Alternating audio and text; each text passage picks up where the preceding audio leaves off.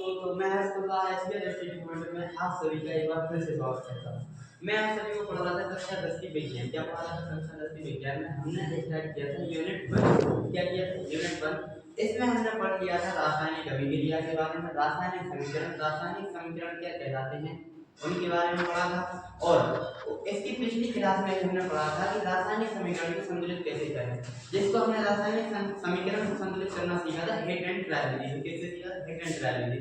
आज हम पढ़ने वाले हैं रासायनिक अभिक्रिया के प्रकार। क्या पढ़ने वाले हैं? क्या पढ़ने वाले हैं? रासायनिक अभिक्रिया के प्रकार। तो रासायनिक अभिक्रिया 5 प्रकार की होती है। सबसे पहले संयोजन अभिक्रिया, दूसरी विघटन अभिक्रिया, विस्थापन अभिक्रिया और विस्थापन अभिक्रिया, अपचयन एवं उपचयन अभिक्रिया।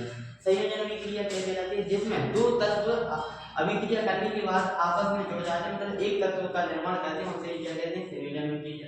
विघटन अभिक्रिया क्या कहलाती है? जिसमें एक तत्व अभिक्रिया करने के बाद दो तत्वों में विस्थापित हो जाए, वह कहलाती है विघटन अभिक्रिया। और विस्थापन अभिक्रिया जिसमें तत्व आपस जिसमें जिस अभिक्रिया में तत्व अपना स्थान बदलना, उसे क्या कहते हैं? विस्थापन अभिक्रिया। द्विविस्थापन अभिक्रिया जिसमें तत्व आपस में अपना स्थान बदलने, जिसमें तत्व आपस में अपना दो तत्व आपस में स्थान बदलने, उसे द्विविस्थापन अभिक्रिया कहते हैं।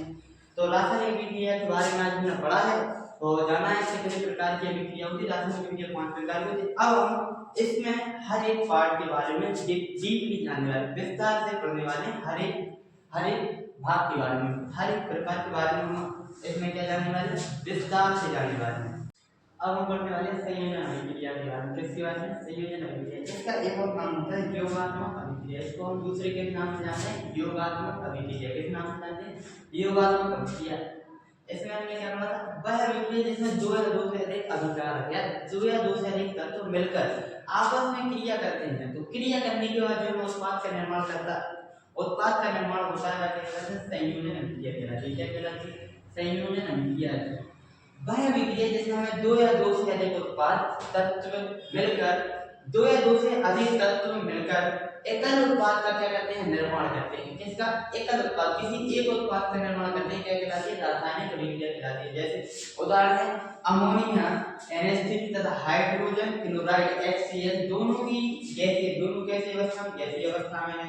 एक दूसरे के संपर्क में आने पर परस्पर अभिक्रिया से क्या प्राप्त होता है? अमोनियम क्लोराइड प्राप्त होता है। NH4Cl का सफेद धुआं बनता है। क्या बनता है? सफेद धुआं बनता है। किसी अमोनिया की अभिक्रिया और हाइड्रोजन क्लोराइड की अभिक्रिया आपस में कराने पर क्या प्राप्त होता है? Ammonium chloride. किसकी? अमोनिया NH3 की अभिक्रिया है HCl कराने पर क्या प्राप्त होता है? NH4Cl क्या प्राप्त होता है? अमोनियम क्लोराइड में क्या प्राप्त होता है? Ammonium chloride. ये बहुत ही इंपॉर्टेंट टॉपिक है हमारे एग्जाम में, बहुत ही सबसे ज्यादा बार पूछने वाली जो अभिक्रिया वो क्या है? संयोजन अभिक्रिया। इसको एक और नाम से भी एग्जाम में आता है योगात्मक अभिक्रिया। बहुत ही इंपॉर्टेंट अभिक्रिया होने वाली है। वह अभिक्रिया जिसमें दो या दो से अधिक तत्व आपस में क्रिया करके किसी एक उत्पाद का क्या करते हैं? निर्माण करते हैं। संयोजन अभिक्रिया या योगात्मक अभिक्रिया कहलाती है। जैसे हमने उदाहरण देख लिया, अमोनिया की क्रिया कैसे करें? हाइड्रोजन क्लोराइड से कराने पर हमें क्या प्राप्त हुआ? Ammonium chloride. क्या प्राप्त हुआ? Ammonium chloride. एग्जाम्पल की सहायता से हमने इसको समीकरण की सहायता से देख लिया। अब हम पढ़ने वाले हैं वियोजन यानी कि अपघटन अभिक्रिया के बारे में। इससे पहले हमने जाना था किसके बारे में? संयोजन अभिक्रिया के बारे में। अब जान रहे हैं हम किसके बारे में?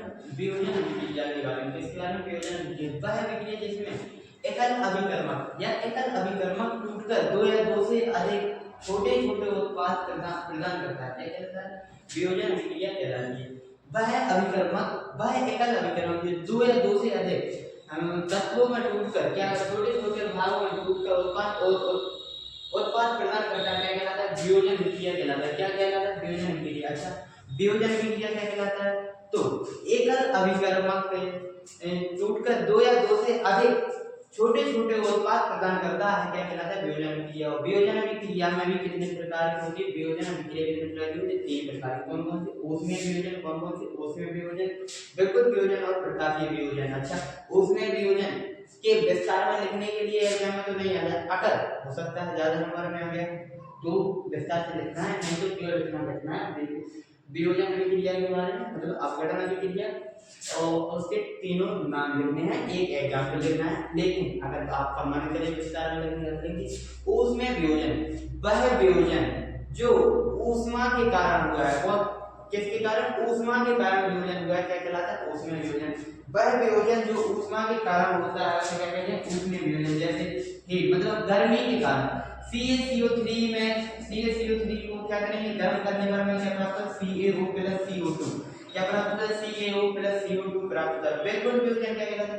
विद्युत वियोजन विद्युत के कारण इलेक्ट्रिसिटी के कारण जो अभिकारक टूटकर छोटे छोटे दो उत्पाद, मतलब दो या दो से अधिक उत्पादों का निर्माण करते हैं, क्या कहलाते हैं? विद्युत वियोजन कहलाते हैं।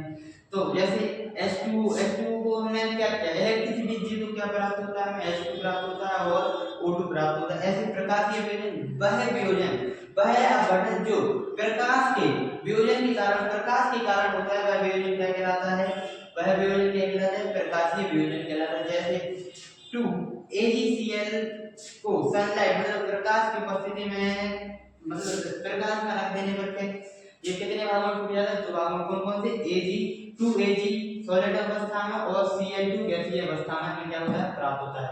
तो आज हमने जाना सबसे पहले तो अभिकारक के अभिक्रियाओं के प्रकार के बारे में। उसमें हमने अभिक्रियाओं के प्रकार जाने थे, 5 प्रकार होते हैं। उसमें से हमने आज 2 अभिक्रिया के प्रकार पढ़ लिए। तो सबसे पहला पढ़ा था, क्या पढ़ा था? संयोजन अभिक्रिया क्या पढ़ा था? योगात्मक अभिक्रिया, संयोजन अभिक्रिया, और दूसरी क्या पढ़ी? वियोजन अभिक्रिया, अपघटन अभिक्रिया।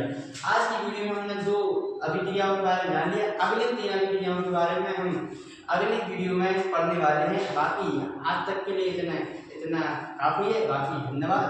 और अगर वीडियो आपको अच्छी लगे तो वैसे रेसिपी को सब्सक्राइब करना बिल्कुल भी ना भूलें। धन्यवाद।